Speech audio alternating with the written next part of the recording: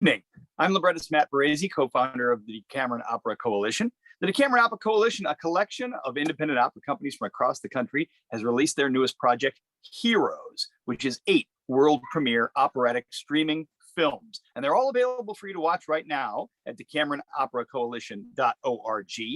$15 will buy you a ticket, which will give you access to all 3 episodes of Heroes, because the 8 operas are split across 3 episodes, and you can watch those as many times as you would like through the end of the calendar year. Tonight, we will be speaking with company members and creators and singers behind the operas that are in episode 3, Sustenance, of the Heroes project. Heroes tells the story of all kinds of heroes and heroism from the past, from the present, from the future. Heroism large and small. It explores the notion and the nature of heroism. There's some really inventive takes on heroism there, and some fantastic voices in the writing, in the performance. And we hope, if you haven't seen it yet, that you will get a taste of what these shows are about tonight, and then go off and purchase a ticket. If you've already seen it and you're coming in here, welcome. You're going to learn a lot more about those shows tonight.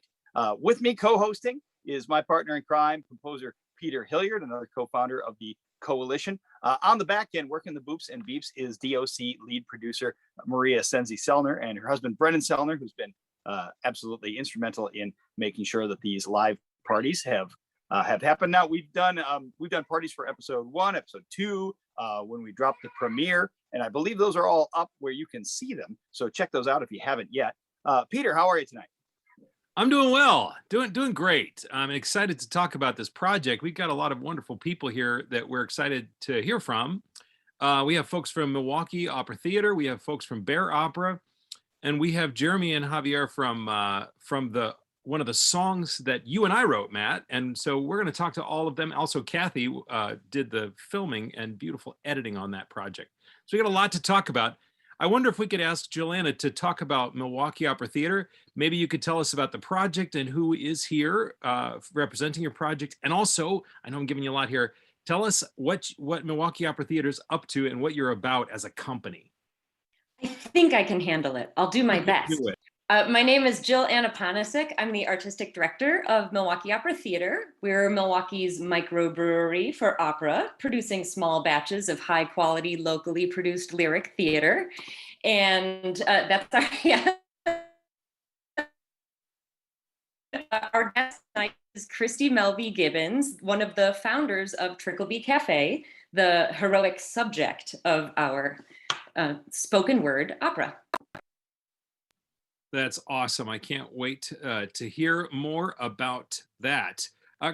Kirsten, where are you, first of all, right now? I'm in Berlin, Germany. It's the city that apparently never sleeps because it's very late out there. And yet, well, I'm not sleeping. I think my neighbors are.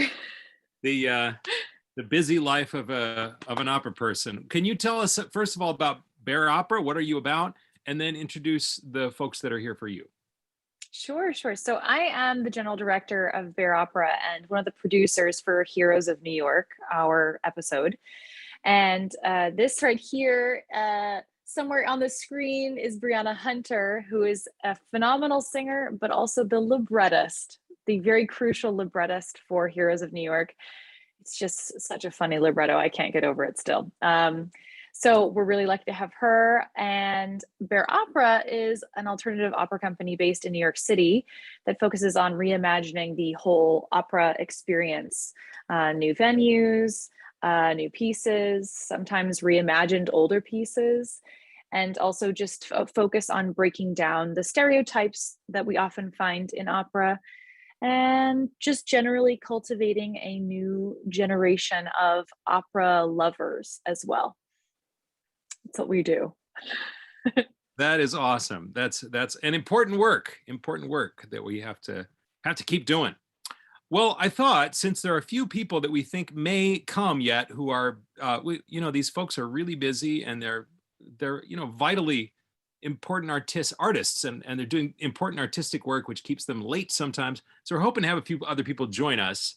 But the folks here from the Art Songs are here, so we could just start with them today. And I wonder if you've watched this episode, you've seen the beautiful singing of Javier Abreu, who just, I played this when the video came in from U2. I played it for my wife, and she said, "Gosh, it must be fun to sing like that." So we just sent this score to you, and I think I said, just make music out of it. And boy, you sure did. Would you two care to talk about your process of filming and recording this song? Sure. So Jeremy and I were in Colorado, where we live, and when we received this piece, and it was such a beautiful piece. It was short.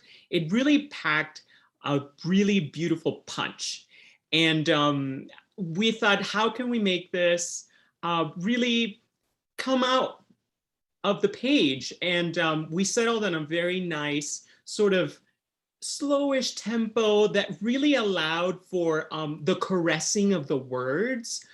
There were some very poignant words within the song that really needed to be brought out. And it was very natural and organic the way we just sort of put it together. Wouldn't you say, Jeremy? Yeah. I liked there was this like rhythmic motive you wrote that kept coming throughout the song.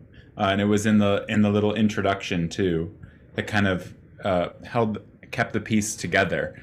Where did you get that rhythmic motive from? That idea? Are you talking about that little da-dum section?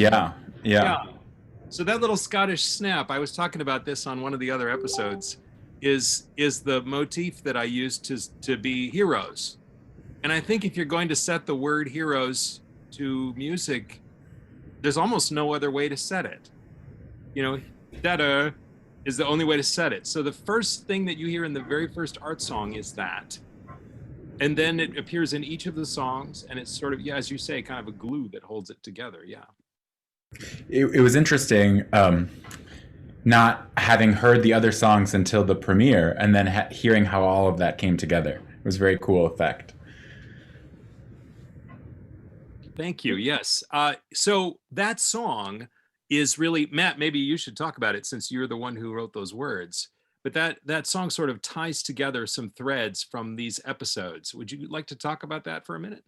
Well, we were trying to, each of these pieces that we knew would be adjacent to a hero song has a particular subject and has some themes. Now, the longer we've lived with these shows, because Peter and I had the privilege of getting the libretti and the scores ahead of time, there are themes, there are common themes, even though the teams were largely working as islands unto themselves. Perhaps it is just the nature of heroism, perhaps it is the nature of the artists that we've brought together for the project. But there are some common themes that run through all of the operas and all of the subjects. But we divide them by episode based on some particular themes, and we wanted to set those up. So we decided to take because initially when all of us got together and started to talk about what we might do as the Decameron Opera Coalition project, and we started to talk about heroism, we started to talk about statues and the whole statue fiasco of the last couple of years, meaning that our country is littered with statues of all kinds of people considered or once considered or considered by some to be heroes, some very deserving, some bald-facedly evil, and many somewhere in between. And so the notion of public statements that are out there, whether they are, a marble or a bronze, equestrian of some dude, or whether it's something that's been said, was on our minds. So I wanted to look for rhetorical artifacts, statements out there in the world that we could comment on. So I wanted to begin with the rhetorical artifact, write a song, you'd hear the song sung, and that would kind of land us on the next opera. And since the operas, both operas in episode 3 talk about place a lot, because obviously, Trickleby is an important place that provides sustenance to its neighbor. Can you hear screaming children near me? There's a whole play date. It's awesome. I love it. Inspiration. If you hear help, it's part of the game. There are no kidnapped children in my home. So there is, Trickleby is a place that provides sustenance to its neighborhood. And also in Bear's piece, where they explore a number of New Yorkers, some of those New Yorkers nurture, and sometimes literally nurture with food, the people around them. And I thought it was really fascinating that when we talked about the old-fashioned notion of heroism, it was very much about mostly it was about conquering or victory through combat. And so much of what came up in the Heroes operas were things about nurturing and sustaining a place or a community. And I'm sure Christy will have a lot to say about that because she is a person who does that. So we wanted to talk about place. And I started to look around Chicago and look for different places and statements because I live in Chicago, statements that speak about place. Now, the divisions, there's a neighborhood in Division Street. It is vernacularly known as La Division, but it's the center of the Puerto Rican community in Chicago. And there's a plaque there. I mean, it's sort of unofficial, like Puerto Rican people moved there, and then it became known as a place where the Puerto Rican people lived. And then they decided to make it official. As there was more of a Puerto Rican national movement and justice movement within the city of Chicago decades ago, they decided to decorate this street and make it official and put up Puerto Rican flags and statuary and plaques and so forth, make it official. So we took that plaque and used that as our rhetorical artifact. So you see that in Kathy's film, you see a quote from that plaque come up that says in Spanish, "Here we struggled, here we shall stay." And then we gave words for Javi to interpret after that about the notion of sort of staking a claim and building a community that's going to stick around. So not staking a claim like we're stealing this land from these people who are already here and now we're here. No, this is like a neighborhood that formed in a city and developed a personality and developed a culture.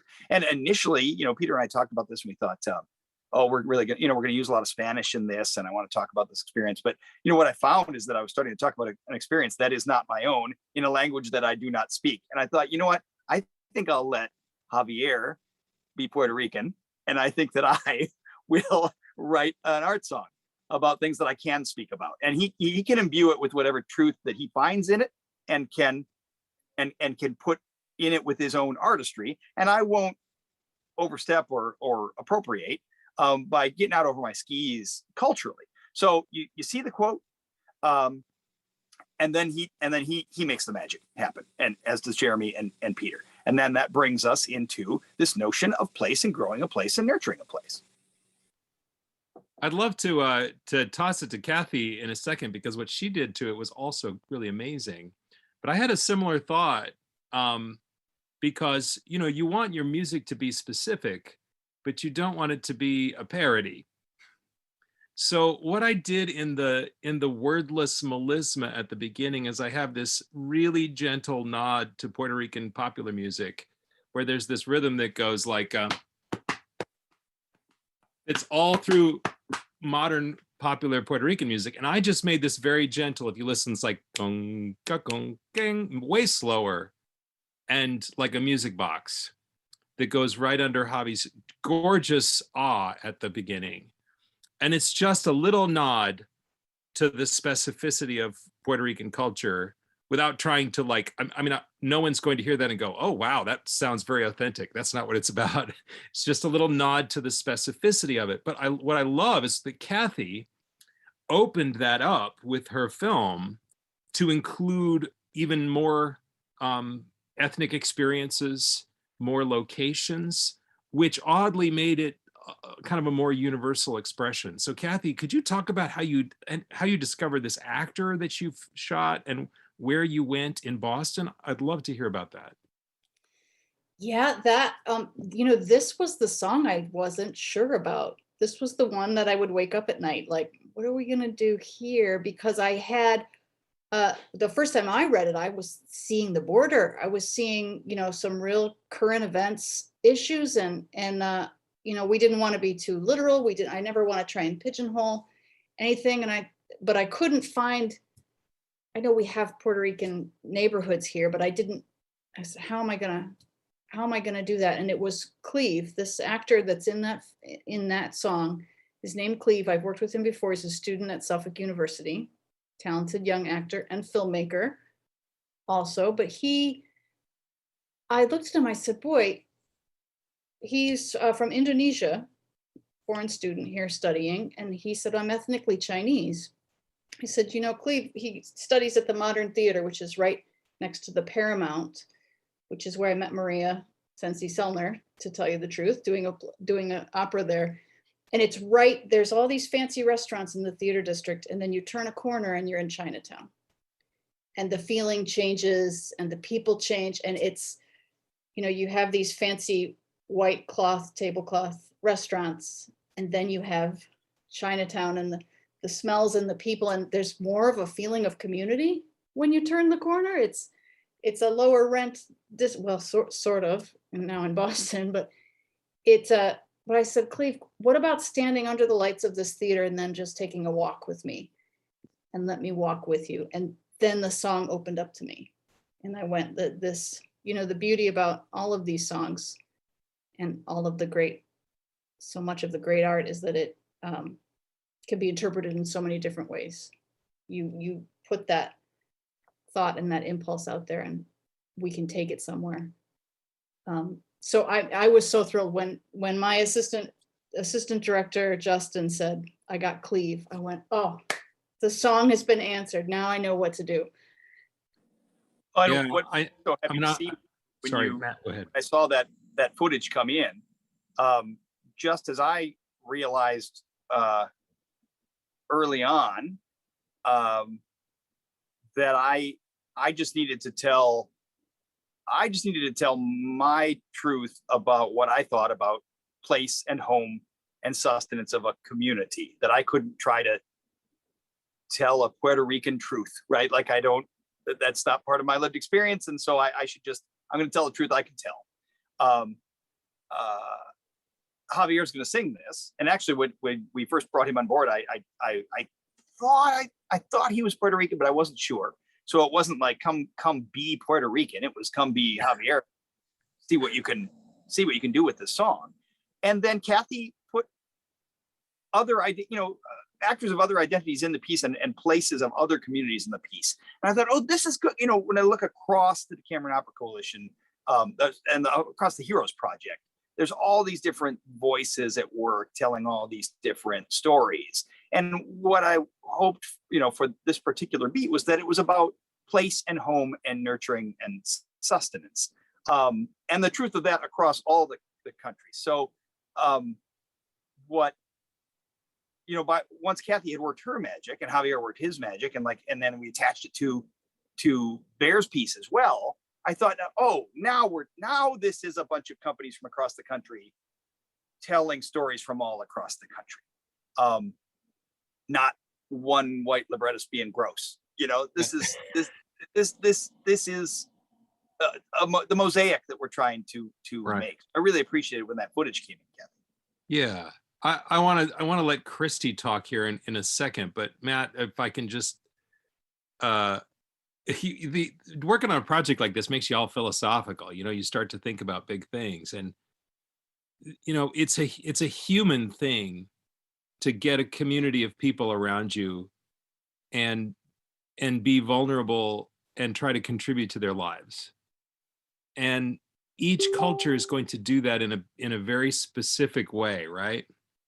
And it's really important to honor those specificities, but always kind of coming back to the place, well, where can I show these virtues in my own world and among the people that I can connect with. And I think, Christy, not to put you on the spot, but you seem to be really living this out in your actual everyday life as part of what you do. Can you tell me how this idea occurred to you, and then how difficult, what was the journey like to actually making this beautiful project come to life? Sure. I have the audacity to believe that everyone deserves food, healthy food at affordable prices. And so I was aware that in many communities that's not happening. There is food-like substance being offered on shelves in corner stores for cheap. So a lot of people are buying that. There's a lot of fast food. But we thought we want to hunker down right in an area where there's a lack and offer what everyone said we were crazy for doing, is offer pay what you can meals that are freshly made every day from organic plants. Everything is made from a plant. So we offer healthy meals. We offer food service training so we can train people up so they can work in food service. And then we also say that we offer spiritual nourishment, not in the sense of like converting anybody to anything, but just that sense of like soul care, checking in with people. The food is the means to get them into community. So we have a lot of, it's kind of like the show Cheers. Like everybody knows everybody at Trickleby. They come in, it's like, hey, what's up? So we are a kind of a hub in our neighborhood, a hub of good, positive interaction. That would be my 3-year-old in the background this time. Okay. But one of the things that's been interesting, we are this little tiny storefront cafe in a neighborhood that's pretty much full of boarded up storefronts and beauty supply centers and daycares. It's kind of where we are in the middle of all that. So I was honored when Jelena first said, well, we want to highlight Trickleby as a heroic place. And I was like, really? Like, we're just little Trickleby doing what we do. And I've said that over the years to other people, like, I wish I could be out at these Black Lives Matter marches more when they're happening in the middle of the day, or the unrest was happening in our neighborhood a few years prior, and we weren't always able to go there because we were serving our meals. And friends have said, but that's the work you're doing. You are doing the good work where you're at. Some people are at the front of the lines with their signs, but you're there feeding people every day, no matter what they can pay. So we're just proud to be there, and we're in our 6th year of operating, and I feel really grateful for the opportunity to be a part of this project. That's amazing. Thank you. And I've got 4 kids. I love the sound of kids having fun. That's awesome. Hey, Brianna, I see you there, and I'm not sure everybody knows that Brianna's like a big star. Like, she's super fancy. She's sung in our work before. That's how Matt and I got to know her, just in an amazing performance in one of our operas. But since then, like, she's had a Met debut, and now she's a librettist. So can you tell us, Brianna? Oh, and you've got a dog there who's adorable. Oh my Lord. Tell us about the process of going from like in front of the footlights to the other side, and what that was about for you. Yeah. Oh my gosh, the process. I think I've always been a writer, always, but I think a lot of artists can relate to keeping something that's like just for yourself. Something that's not criticized. So like singing and music has always been like the thing that, I've been torn down and built back up so many times, and that's the thing that I put out to the world most often. And so writing just was always this thing that like I could, write stories and write things, and it was just, no one's going to see it but me. But I think definitely the past few years, and also, influenced by working with you and Matt, just like you guys writing stories about things that you thought just needed to be told. And I was like, I think that's something that this art form in this industry really needs, is just more of us telling stories from different experiences, different lenses, and I think that's a huge turning point. Matt, you were talking about just like the notion of a hero essentially being very masculine, and then conquering kind of that energy versus like nurture, like the other half of things, right? And I think it's lovely that we're really starting to, hopefully as a culture, embrace the strength and beauty in that aspect of the human experience that we all contain, right? And I think it's having that experience with you guys, just the more I was on stage and singing other people's stories, I just had this impulse to write my own. And so I think the minute that Kirsten and Leticia kind of approached me, because they were like, Brianna, why don't you just do it? Like, this is the moment. I was like really, really excited. And I had COVID, the pandemic gave me a little bit of time off to actually explore that too. So that's helpful, instead of like having a back-to-back schedule, kind of like having that peace and that quiet to actually explore what I wanted to write about was lovely. How did you arrive on the choices of people that you covered? Because I thought your storytelling was really ambitious and I think it worked beautifully, especially the beginning and the end. I thought were really conceptually excellent and well executed.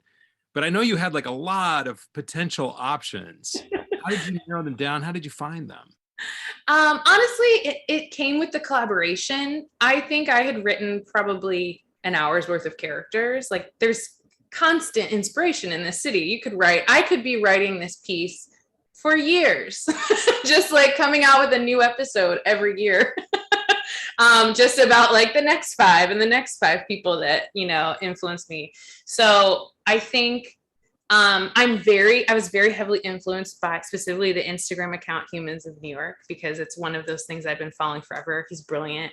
And I'm fascinated by like the inner lives of people that we walk by every day, but you have no clue, the story they contain. Like that to me is like the epitome of living in New York City. Like everyone's here for a reason. That is, generally everyone's like the best at whatever it is they do here, or they fought to be here. There's some really great story behind every single individual here. And I'm so fascinated. Like I want to run up and like interview every single person just to find out. And so that was essentially the impetus for writing the whole piece. And honestly, the collaboration with Dina, like once Dina and I started really like working on the music and, she also let me know who she was most drawn to, like what was she most excited to set to music. And so that also kind of helped the editing process. So it wasn't, a 50-minute long piece.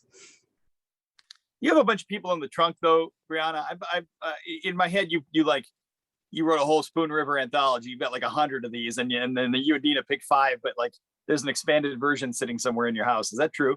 There is. See, you've gone all the way to libretto land. Like the singers are never going to get you back. You've joined Matt's crowd. I'm so sorry for you that we did this to you. No, I want to do both. You can do both. You can do both. Hey, speaking of amazing singers, Javier, I know that you've had a long career doing all kinds of different opera.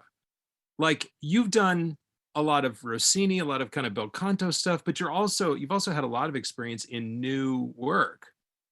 What is the difference for you between those two? Is it the same thing? You're just like, I'm going to figure out what this character is and sing it as beautifully as possible? Or is there like a tangible difference between doing something old and something that's like fresh ink? There's something that you just said that sort of sums it up. For me, I always try to sing it as beautiful as possible. However, with an opera that's new, there's something very exciting about being the first or one of the first interpreters of that piece that's on the page. Bel canto or any kind of opera that has been written, has been recorded, and has been performed for so many years. There's a certain expected version that you need to offer to your audience. You can make it as much of your interpretation as possible, but there's got to be certain influence that you need to reflect on that in that interpretation. And with the new work, you really have the opportunity as an artist to put your opinion on how you feel that piece goes. So that is very exciting, with always the caveat that, I try to sing it as beautiful as possible because I'm a tenor and that's what we do. It's an idea thing. I don't know. But beyond the beauty, I mean, and you do sing beautifully. I mean, it is truly, I mean, not just in the sort of general sense of, you sing beautifully, but like it's a beautiful sound. But new work can get lost in beauty if it's not interpreted by, and I mean, Brianna is a wonderful interpreter of new work. You're a wonderful interpreter of new work. Peter, I don't think we've ever sat down, typically we get nerd out and sit down with a pen and paper and try to figure out like what specifically is popping off of these really good interpreters of new work that makes them really good interpreters of New York work. Right now, I just like know it when I see it and hear it, but I don't think we've ever deconstructed it. But I know with Brianna and with Javi, it's a crackle. You know, it's a presence. Some of it's diction, like it's actually clearer.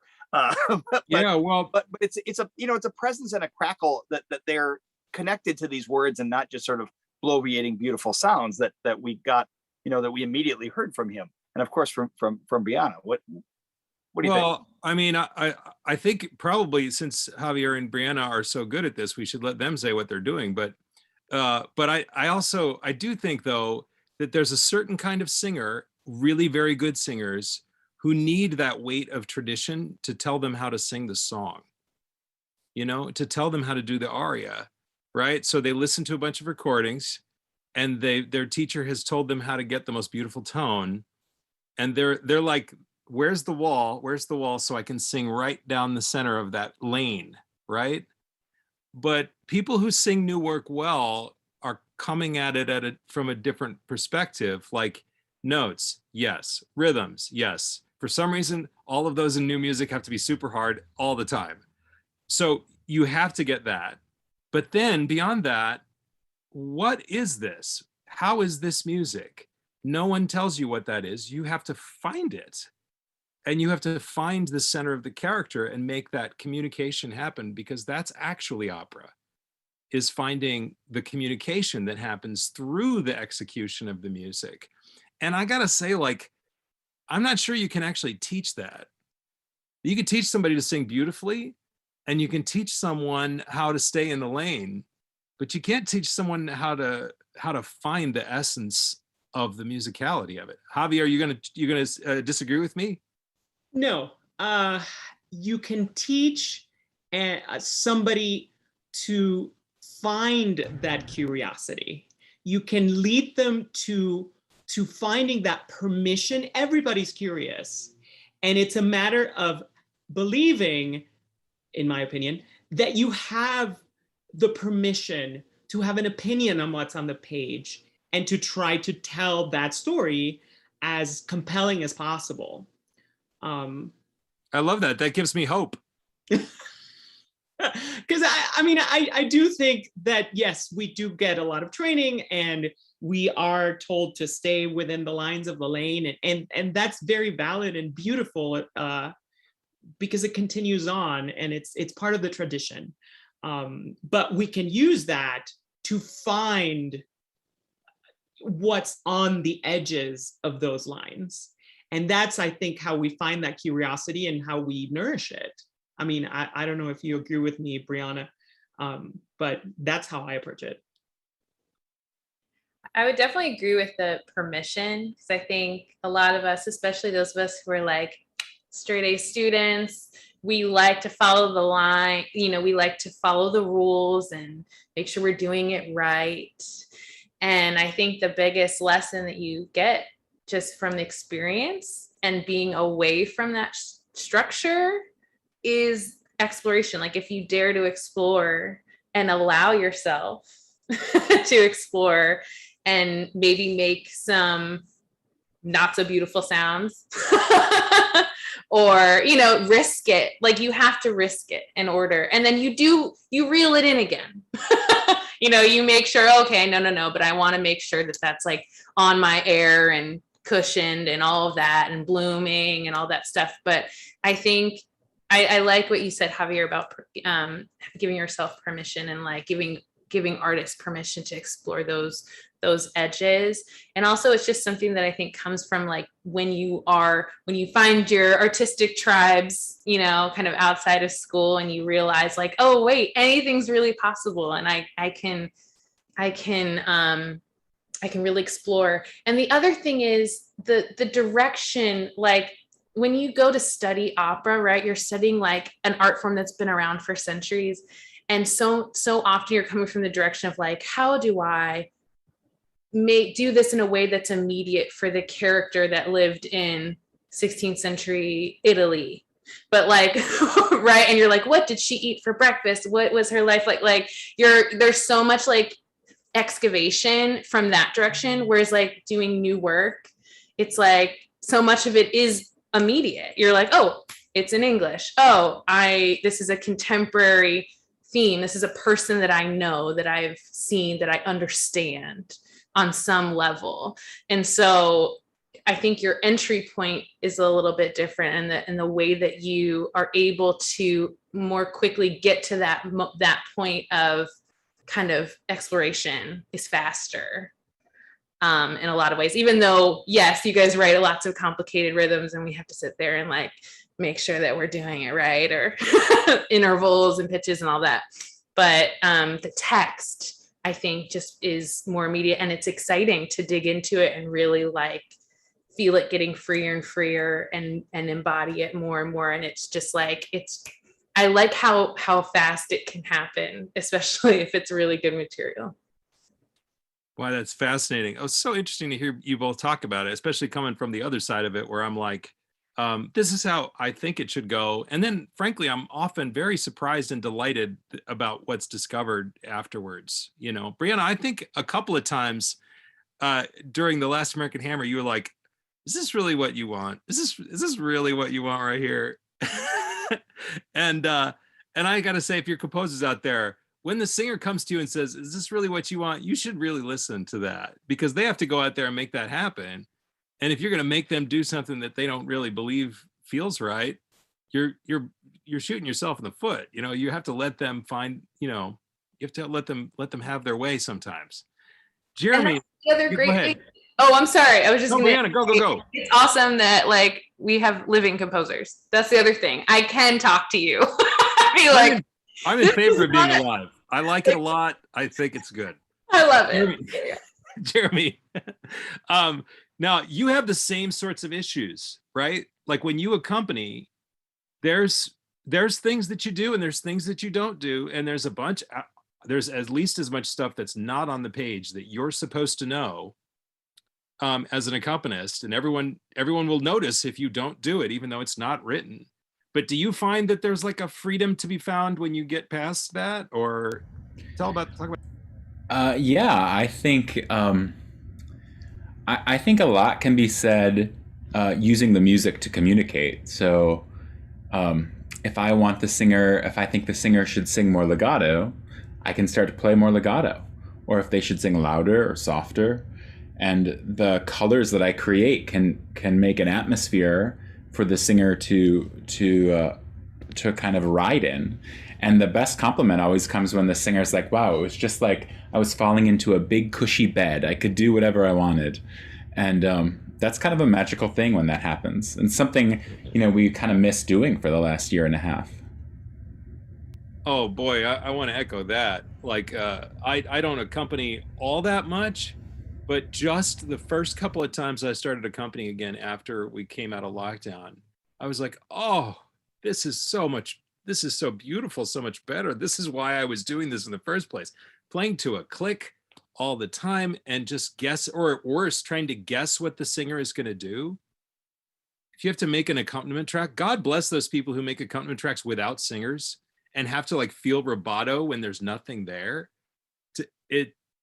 You realize at that point just how much unspoken communication there is between a good singer and a good accompanist. Sometimes, I don't know if you've had this experience, y'all, but like when you're performing with a good collaborator and you sort of lift out of the music in some way, and at the end of the piece, you forget what happened. You couldn't tell anyone any of the decisions you had made because they all just sort of happened organically and fluidly, and you're just like, wow, it's magical.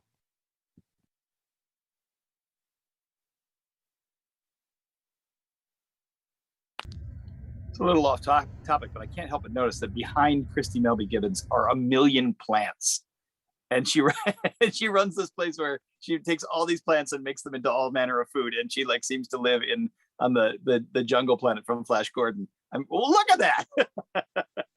Are those edible things back there, or are they cosmetic? What are they? Well, our cat eats them. These are all just houseplants. I have 86 houseplants, and at the cafe we have about 30. I just can't stop, and they keep making babies, and I keep potting them. But I feel like we need to be surrounded by growing living things. It helps us. What's your background? Are you a restaurateur? Are you a horticulturalist? Are you an activist? Are you all these things? Are you ready for the surprise? I'm an ordained minister. Ah! And I'm pretty non-conventional. I'm heavily tattooed and like I'm a female. So I had no experience with running a restaurant whatsoever, but there was a ministry I was a part of when we lived in LA where we rescued food from a grocery store. They were going to throw it in the dumpster. We would catch it pre-dumpster, about 2 tons of food every week, and just make these elaborate meals and open the doors and anyone could come and eat. We called it open table. And we were serving like 30 people every time we were there, and they loved it. And it was people that would never eat together, homeless neighbors, drug addicted neighbors, lonely, wealthy widowers. We were all at the table together. And I said, I think that's my real calling. So I ended up just kind of diving headfirst into the food as ministry realm. So that's where I'm at. That's my church. And it's funny because a lot of the furniture in the space is like scavenged church furniture. So our menu board is an old hymnal board where you'd slip the numbers in, and the checkout counter is an old pulpit. So I'm literally standing in a pulpit every day. Like it's quite funny. Yeah. And in the course of running this place, like if you gave me 2 tons of rescued food, I wouldn't know what to do with it. Who decides what to do with it, and how over the course of the existence of Trickleby have you learned how to make it delicious? Yeah, well, that's the fun part. Our cooks have to be people that are excited by having inordinate amounts of random food. So this week we have apples, asparagus, butternut squash, and pears. That's what we got in abundance. That was rescued from wherever in the city. So it's sort of like the show Chopped. We show them what box we have, and we're like, what are you going to make this week? And they just floor me with what they can come up with. And the restaurant's a little non-conventional. We have like one meal that's offered. And most people, when they come in, they say, one of everything, please. It's like a serving of each thing. There's a protein, like a soup, a sandwich, a side, salad, and a baked good and a drink. And then they pay whatever they want. So. And so the regulars, they just trust now that food's all going to be tasty. Oh yeah, most people don't even look at what we're serving. They're like, one of everything. We love it. So the cooks then, when we came up with Heroes and they said, okay, Matt and Peter like link together all these disparate operas, not disparate, but this mosaic of operas, find a through line there. And it's scary, but I was like, ooh, hooray. That sounds like what the cooks are doing with the food. They're open to that? Like they like that challenge? Like is solving the puzzle that day part of the fun? I think most days they like it. There are some days where like, oy, what do we do with like 700 zucchini? There's only so many things you can come up with, but they figure out ways to kind of hide it in other things. We have not yet done like a zucchini smoothie or anything, so don't be nervous. But we joke, we say, it might not be the most amazing food you've ever had, but it won't ever be bad. You might be like, I could make that at home, but we made it for you, like with the love put in it. So yeah, it's fun. Oh, that's wonderful. That's wonderful. Well, while we're talking about food, because everybody loves to talk about food, Brianna, food and food adjacent things enter into the Bear piece quite a bit. Tell me about food and your piece. I was not expecting this angle. I love it. First of all, Christy, oh my God. I'm like, it's a delight. I know exactly why they picked you. I mean, wow. Food, yeah, the oysters. Oh my God, the oyster lady, I think, is probably one of my favorite characters. So honestly, this was one of the, I believe one of the options, Kirsten, for, if I'm right, for like the whole story. Like we found Leticia, our artistic director, found this like oyster conservation group in Southern Manhattan and was like, do you know about this? And like, this is such a cool subject. And I had honestly envisioned like a whole oyster ballet. Like I was like envisioning costumes. Like I was like really excited about this discovery, but oh my God, I'm sorry, my dog. So even though we decided not to do the whole thing about that, I wanted to definitely include, a nod to that great work. And I learned a lot. I have more oyster facts now than I ever thought imaginable. And it's fascinating. Fun fact, I'm allergic to shellfish, so I can't eat it. So I make this cameo in the, and we basically had to make Brian like cut away for me eating them. I was like, sure, let's pretend. And I was like, nope. And I would hand it to Melena. So that was a fun bit to both film and to write. And Dina, it just like added so much flair musically to it. We just had such a fun time doing that piece. How else is food enter? What else are you thinking about? What am I thinking? Bacon, egg, and cheese. Bacon, egg, and cheese. Oh my God, right. Oh, the bodega. Talking about food deserts. So that food deserts was actually one of the big topics that I kind of was trying to slyly address in that, because there's so many places, we all think about like New York as having everything, but there's so many places where it's like, there's food really isn't super accessible to certain neighborhoods. And often the bodega is like the hub for where you can get everything and anything in those places. And of course, like just with things being the way they are, a lot of them are like unable to pay rent and they're trying to kick them out and build condos and all kinds of stuff. Same thing happening in lots of different places. But specifically bacon, egg, and cheese is it's like a New York like staple. Like, I don't know whether, it's the morning after a long night or like it's late, whatever. Bacon, egg, and cheese, and it's all one word. And it's like a common thing you order here. So yeah, I had to include that. That's like it's like an old pastime. Well, so frequently those bodegas are on a corner, which once the neighborhood becomes gentrified, that becomes prime real estate to put another damned bank. Another Starbucks, another something. And you can't eat a bank. Hello. So where are we going to get our sandwiches and our late night eats and our, the pint of ice cream? I think I left pint of Ben & Jerry's in there. Yep, that's important. In my youth, it was like the whole pint. I remember those days. Yeah, right. Not so much anymore, but. Well, I know that bacon, egg, and cheese is one word because when we were titling, we had a debate over how this word is titled.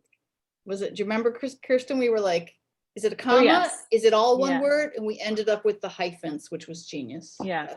That's it is one word. Yeah, bacon, egg, and cheese. Bacon, egg, and cheese.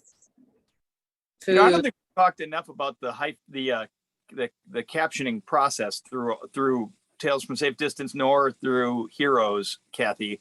But even though it's done at the last second, it's done through a week or two of Kathy not sleeping. Can you tell us a little bit about that process and what the challenges are and how you've overcome them? Well, it's a team effort. And this time, a lot of groups did the titles for us. They created SRT. There's a couple different formats of titling, but SRT seems to be the one it's easiest and we use the most. So several companies created the SRT and sent it to us, and then we just put it into the episode. I have to shout out to my assistant, Hannah Jope, who they send us the libretto, or they send us, I know Danny in Milwaukee sent us play-by-play, every line, made the decisions about where the line breaks would be and put the time code of where they should hit in the piece. And then we put them on there, and the trick is to make sure you get it out to the creators to proof them, because they sometimes we make a mistake. Sometimes we copy and paste because we don't want to mess up our fingers, but we want to make sure you get a chance to see them as they fall. Because sometimes you look at it and go, oh, that's not, now that I'm seeing the words on top of the music, it's not quite the same. But I did not stay up nearly as late this year as last year. Last year was an adventure in titling. Happy to hear that. It's one of those things that we all take for granted. We just, if something's happening, we turn on the closed captions and we just go expect it all to be right. Joanna, I don't want to forget to talk to you about the sound of your piece and the uniqueness of that sound. And I want to talk about the process, how you arrived at that. I'm very happy to talk about that. I also to what Kathy was saying, was very nervous about the titling for our piece because the text goes by so quickly. That was like, oh, how is that going to work? Right. I guess it could just cover up all the visuals if you weren't careful. Right, like the images and the text is all changing so rapidly. Ms. Lotus Funk, our composer, one of my favorite things, she really had any choice open to her, but she recorded all of our meetings to begin with. So I think the first sounds you hear are actually underneath at the bottom of her score are us talking about making the project. So like you can hear little bits of those conversations that all took place at Trickleby in there. And then she went on a little tour of the cafe with Christy, and Christy like showed her all her favorite sounds in the cafe. So Christy was like, check out the refrigerator door. And this is what the dishwasher sounds like when it gets turned on. And she took all these samples as well as like traffic from outside, because the team was really interested in the difference between the neighborhood outside of the cafe and then the warmth and welcome inside the cafe. And in terms of like, why does it stand out to us? And so it was so fun to watch her knit those together. And there was one meeting where she said, I think I want to structure this like Pink Floyd. And I just went, okay, go for it. And mostly I think she was just keeping up with Britt's text, which is like a tapestry of everything that she heard said in every meeting from every person. The Christy and David, the founders, staff members were there, a couple volunteers were there. So people who knew Trickleby really well, people who were meeting Trickleby for the first time. And Britt was like just a sponge that took all those bits and pieces and then like tilted them this way or that way, or put a little sheen on it, or threaded some of her own thoughts into it, and somehow, hooked it all together into a delicious stew. She took all the butternuts and the butternut squash and zucchini and like made her poem. I was going to say earlier when Christy was talking about like finding a bunch of things and saying, well, here, make something out of it. I thought, well, that sounds like running an opera company a little bit, yeah. Right? Yeah. I'm very much writing this piece, but I think like the first thing that we did was just get to know Trickleby. So everyone just showed up at the cafe and hung out for a while. And so I think that those things that Christy was talking about are like, they're actually woven very deeply into the piece if you watch carefully and listen carefully, and there was a meeting early on where we were totally done meeting. Like I had an agenda, we got through everything on the agenda, and just no one got up to move at the end, because like it was just so comforting and comfortable in the space that like the whole team just kind of didn't feel like leaving. It was really lovely. It truly is a cozy chapel. And listening to some of those conversations from your team early on where they were just blown away. I mean, when they first experienced Trickleby and they were just, wow. And they thought that, it was such a soulful and homey experience and a sacramental experience in a lot of ways. And they wanted to bring forth, and it was an experience for them that involved all the senses, because there are of course smells and tastes as well as sights and sounds and a feeling in the room. And Britt said, I want all those things to come out in words. Now, luckily for anyone who writes words, there's all these other people bringing all these other modes. So you also get to look at it and you also get to hear. And but she very explicitly said that she wanted her words to be a meal. Christy, what was it like for you to hear this place that's been for you, a calling, a ministry, and a lifestyle, and a job and a home and everything else, translated into a work of art? Yeah, I wept. I mean, the first time she shared even just a snippet of what she worked on, I was covered in goosebumps, like my whole body. And I was like, whoop, here they come. It's like a spiritual moment. And I feel like in part because when you're in the day-to-day work of these little heroic acts of just feeding your neighbor, you overlook the clear articulation of the vision of what's happening. Like I can say what I think we're doing, but to have someone else come in and just so poetically, beautifully speak what we do, I was literally blown out of my seat. I was like, I've never had anyone say it so clearly what we do. That's exactly what we do. And I'll never talk about it differently. Like, I want to just take her words and play this video for you if you want to know what we do. Just totally in awe of her talent, and she really is a painter. I mean, her words, she really was able to kind of construct the whole picture of what we're about. Yeah. Well, and of course, there's that spoken word, that dense, rapid fire flow that she has in the spoken word. Jillian, I mean, Milwaukee Opera Theater does a lot of different kinds of works and takes a lot of different kinds of approaches. As an impresaria, what went through your head when your team said, there's going to be no bel canto singing in this? How do you receive that? They didn't. We talked about what we were making. We started sharing scraps, and what they made just emerged, if that makes sense. So we had no parameters other than these are the tools we have available, and the subject is this cafe. And I think that what they made, if I think back to it, it comes from those first meetings of using the sounds of the cafe as part of the score. That was really important to Ms. Lotus Funk, and it was something that came from talking with Christy and her husband David. And I think that percussiveness led Britt in her commitment to spoken word, because I met Britt as a young opera singer in a program at UW Parkside. So I knew that she could take this in any number of directions, or even sing in it.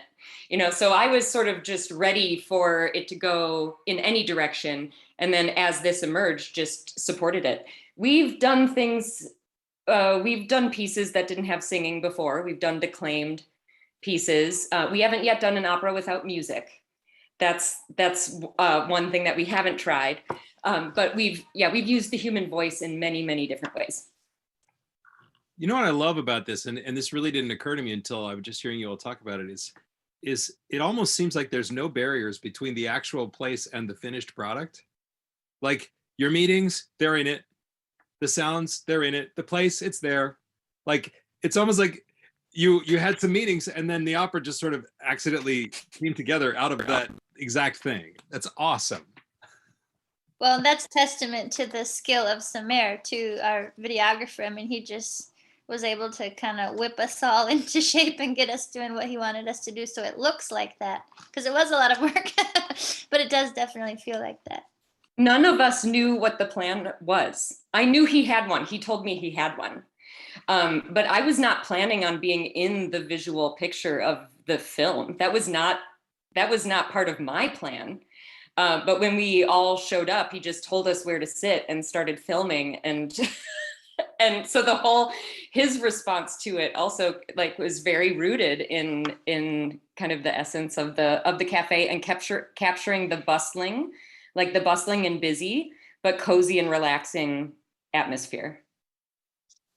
Awesome. Well, before we run out of time, I want to go back to Kirsten, who is up late on another continent, and ask just, I know that in your minds, because I remember the initial conversations that New York was going to be like a very important character in some way or another. You can't film New York without it being a character, right? Can you talk about that thought and that decision? And well, actually, so New York is, if you've seen it, which I think we all have, New York is a character in and of itself. It has a life of its own throughout this thread of the different stories. And I think that even though that was the initial intention, because we chose not to, for many reasons, we chose not to film indoors anywhere really. So everything is outside, which meant that you really get a sense of being in New York, walking through New York. And then Milena Diane directed it brilliantly by having all the transitions be via some form of public transportation. which just added this beautiful continuity throughout the whole piece.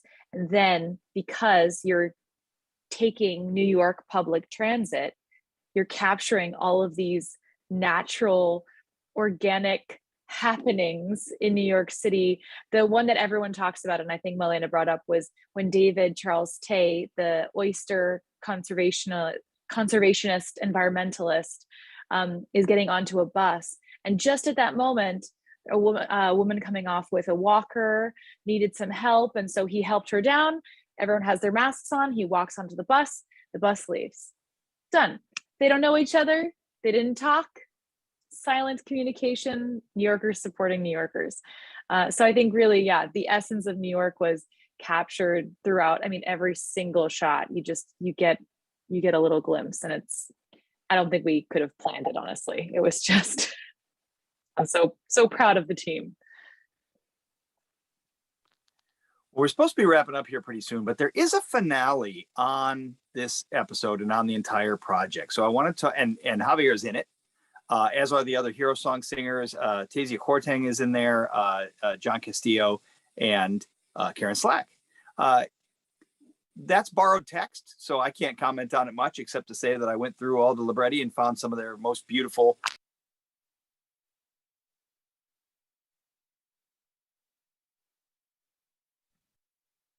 Oh, we lost him right in the middle of a good thought too. Well, I don't know exactly where he's going, but Kathy, your task last year in that finale, he's coming back. There he is. We got you back, Matt. You want to complete your thought? That was dramatic. But we borrowed a bunch of we borrowed text that kind of summed up some of the major themes in all these works. Peter said that gorgeously. I want to talk to Kathy, to Javier, like how did you bring all that together, and cap off this really quite expansive piece?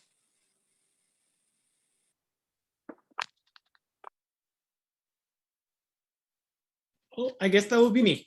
It was a very interesting experience to have to record something that is meant to be a quartet in which voices kind of talk to each other and respond to one another.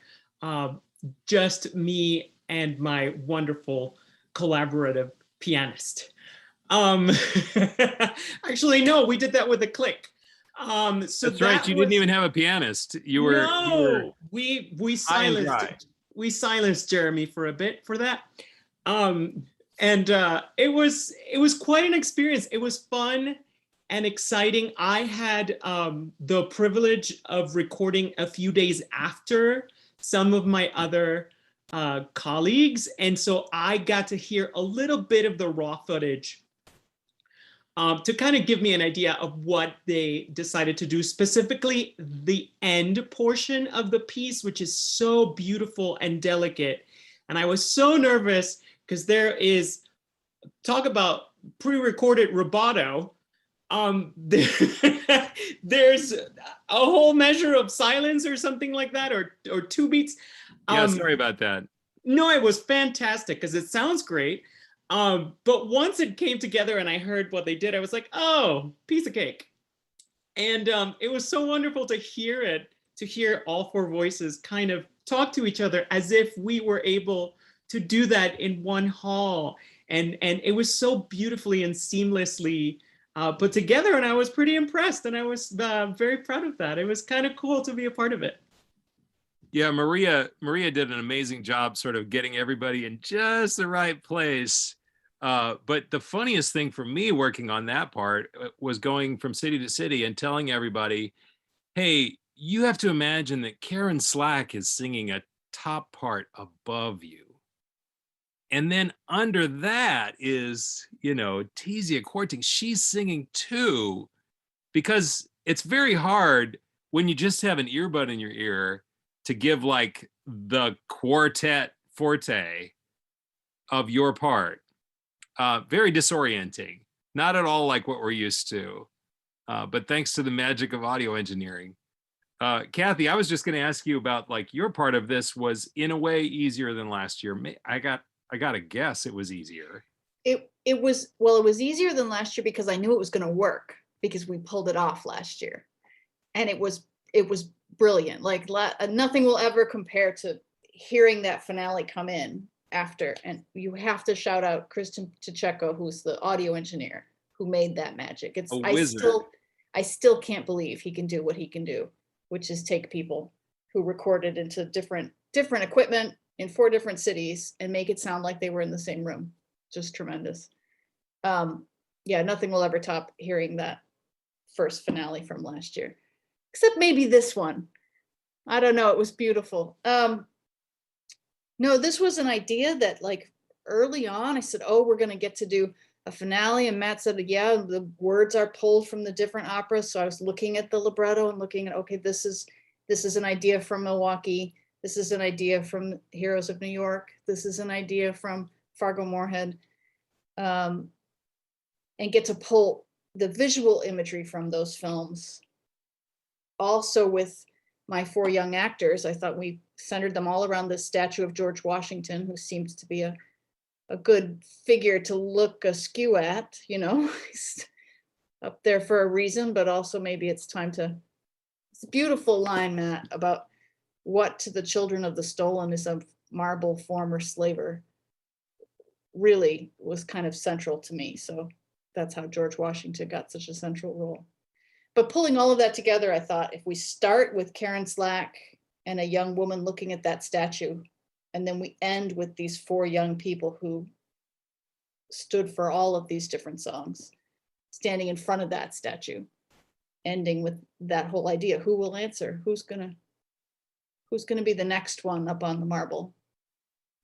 And thank goodness for young people, right? Like I can't say much for my own generation, but when I see how the young people are connecting with important issues and are excited about the potentialities of the future, makes me very excited. Makes me very, very happy. I think the future is in good hands.